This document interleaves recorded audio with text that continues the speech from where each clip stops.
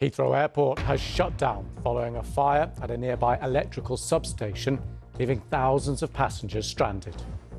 Counter-terrorism officers are investigating. The Metropolitan Police says it's a precautionary measure to rule out foul play. And these are the latest live pictures. We'll have analysis from our correspondents about how it happened and what your rights are if you're delayed. On BBC London, we'll have more from West London following the substation fire that's linked to the closure of Heathrow. 150 are evacuated and thousands are still without power. Good afternoon and welcome to the news at 1. Heathrow, the world's second busiest airport, remains closed after a major power cut was caused by a fire at a nearby electrical substation. The airport has warned of significant disruption over the coming days, with flights and passengers around the world being impacted. Emergency crews are still on the scene at the North Hyde substation.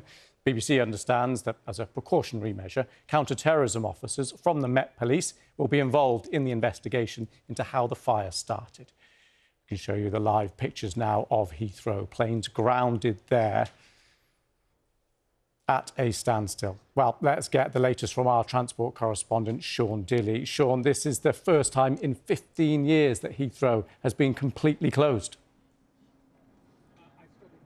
That's right. I want you to think back to 2010. President Obama was in the UK giving his speech to Parliament. That's how long ago this was. And now there are questions that the Prime Minister's official spokesperson says will have to be asked ultimately, but the priority is the fire. We're going to come on to that fire in just a few moments. But firstly, the impact of this is going to be far wider than just today. Midnight is when Heathrow Airport is supposed to open. And again, the Prime Minister's official spokesperson not confident that it necessarily will. More than 1,300 flights were scheduled here to land and take off at Heathrow today. The rest of the UK airports taking some of that burden, but it's too great. That's why flights have been delayed and diverted to Europe. US flights bound for the UK have been turned back. And at the heart of this is the fire 4.4 miles from where I'm standing now, as our correspondent Megan Owen reports. A blaze that brought Europe's busiest airport to a standstill in a matter of hours. The flames engulfing the nearby electricity station which supplies the airport. Heathrow's terminals were plunged into darkness. Over 1,300 flights disrupted and passengers left stranded across the world. Tori Donzello was travelling from New Jersey to Heathrow for her father's funeral, but the plane turned back at midnight. So we're already feeling pretty upset as it is, and then on top of it, this has been quite traumatic. And when it first happened, it was I burst out crying. Over 60,000 local homes and businesses were also left without power and 150 people evacuated. Heathrow's bosses have apologised for the inconvenience and say the power outage will leave the airport shut until just before midnight, a closure of more than 21 hours. For now, the skies above are silent. But how and why has Europe's busiest transport hub ground to a halt? The fire involved a transformer comprising of 25,000 litres of cooling oil fully alight. This created a major hazard due to the still live high voltage equipment and the nature of the oil-fuelled fire. This remains a very visible and significant incident. Our firefighters worked tirelessly in challenging and very hazardous conditions to bring the fire under control as swiftly as possible. Sources have told the BBC that counter-terrorism police are involved in investigating the fire as a precautionary measure. It's obviously an unprecedented event, but with any kind of event like this, we will want to learn the appropriate lessons. The priority at the moment, obviously, is to get the fire out and to restore power, and then to obviously work with the airport in kind of unwinding the terrible disruption that has been caused to lots and lots of passengers. And thousands of them are still displaced. I would love to be able to get on the earliest flight back and be there to be with my family, and that's the most important thing. Worldwide disruption is set to continue as smoke still rises from the epicentre of major travel chaos. Megan Owen, BBC News. And that fire at the electrical substation near Heathrow is still burning, according to London Fire Brigade. Our reporter Graham Satchell is there, as you can see. Graham, what's the latest? Well, when we got here this morning, there was still a very strong smell of acrid smoke in the air. That has slightly dissipated, but this was a dramatic fire. Local residents talk about hearing a huge explosion, seeing a massive fireball reaching high into the sky. When the fire service got here, they found a transformer with 25,000 litres of cooling oil alight. It took them all night to get the blaze under control, and it has left a whole series of rather puzzling questions. Perhaps the most obvious: how is it that one fire in a substation in West London can knock out the busiest airport in Europe for 24 hours? It's a concern that was raised to me this morning by the local MP here, John McDonnell, who I spoke to earlier on. I think it surprised us all. It surprised us all that not just the fire has had its impact, but the backup arrangements have not worked. And again, in any investigation, we need to identify how this sort of infrastructure has been planned in this way so that it's so vulnerable. Well, an investigation has started. It will be led by the London Fire Brigade. They will be assisted by counter-terrorism officers from the Metropolitan Police, but I should say at this stage there is no indication that this fire is terror-related. Graham, thank you. More than 100 flights were diverted or turned back overnight, and it's expected at least 1,300 flights will be affected throughout today as Europe's busiest airport grinds to a complete halt. Well, this video from a flight tracking website shows what the airspace around Heathrow looked like yesterday, a normal day. Comparison, this is how the empty skies look now as planes are grounded, flights diverted. Our reporter Mark Ashdown has been looking at how the closure has been impacting people around the world. Lucy Adler was one of thousands of passengers sharing her frustration on social media. Her flight from Delhi was diverted mid-air back to India. We had to sit on the tarmac for about 90 minutes and yeah, it's just starting to be chaos. This footage of the fire was filmed just a few hundred yards from the Heathrow runways. It's caused disruption around the world. Dozens of flights from America to London were turned back overnight. Dr. Adam Brown was sent back to Washington, D.C. Once we arrived at the baggage claim, there was someone that made an announcement for travel vouchers, but nothing for hotels, nothing for alternative flights. It was just kind of a fend for your own sort of thing. Some people arrived at Heathrow this morning to find it deserted and completely shut. Some didn't even get out of their front door. Anna was up at 3 a.m. to fly to New York for a joint birthday anniversary celebration, but had to cancel. I've kind of cried all my tears now, which is really sad, but I've made peace with it. Sometimes things just don't go your way, and today was just one of those events. Yeah, not the birthday I had planned, but it's okay. Other airports were also disrupted. This, the scene at Schiphol in Amsterdam, with no flights heading to Heathrow at all. It looks like they're going to try and get us back on another flight somewhere to the UK and then find a way home. And many flights are being diverted to anywhere that has space. Passengers flying to London from Cape Town instead found themselves disembarking at Barcelona and facing a long wait to complete their journey. We got told to leave the plane. We've now in a queue to basically try and get a hotel and a flight for tomorrow. At this point, everyone's a bit tired, everyone's a bit cranky. There was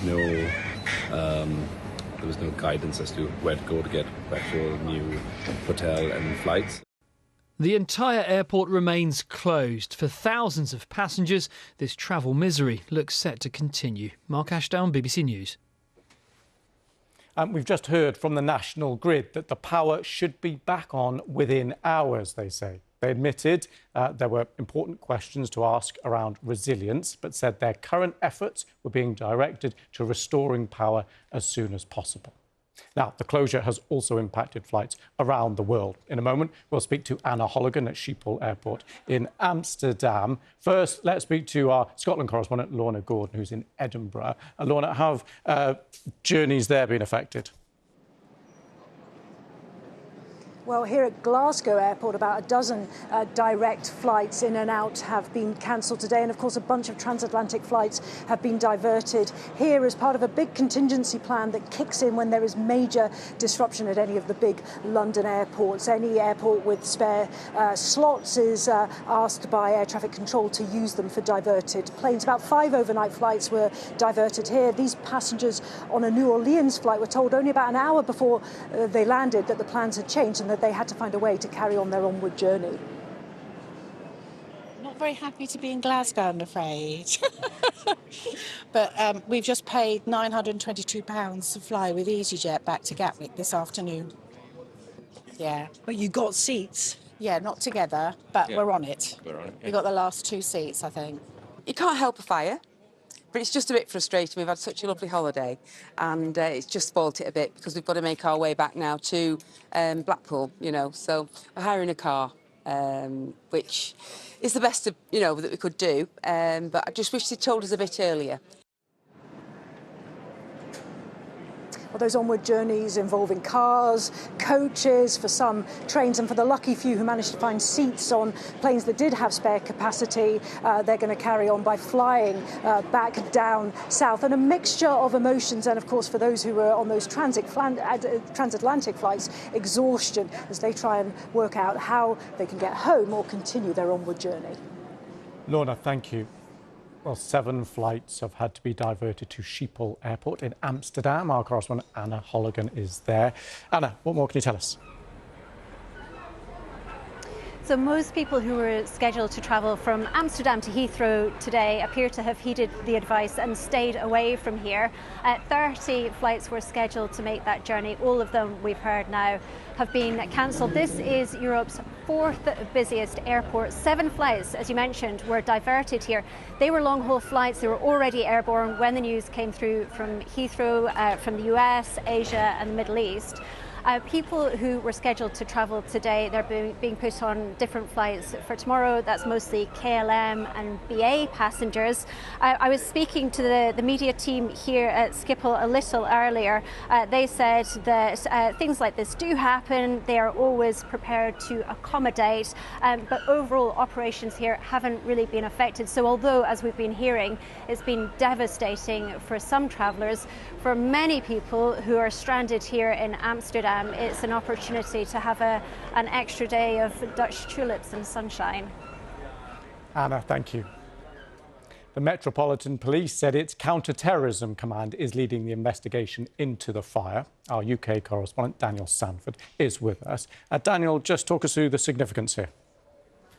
Yeah, what it doesn't mean is that there's any suggestion at this stage that there was foul play, no positive indication of there being any deliberate cause of this fire, but because of the very, very severe damage to critical national infrastructure in terms of a massive amount of disruption to our busiest airport, one of the world's busiest airports, the possibility that that might be something that would have been deliberately caused by a hostile state like Russia or by a terrorist group has meant that counterterrorism police need to be involved at looking at what the cause might be. They bring some specialist skills, specialist forensic skills in terms of looking at a scene and also in terms of looking for causes of fires or explosions. So that's obviously important, and it would be very embarrassing if 2 or 3 days down the line it became clear that this was a deliberately caused fire and then counter-terrorism officers got involved at that stage. For those 3 reasons, it makes sense for counter-terrorism police to lead the investigation,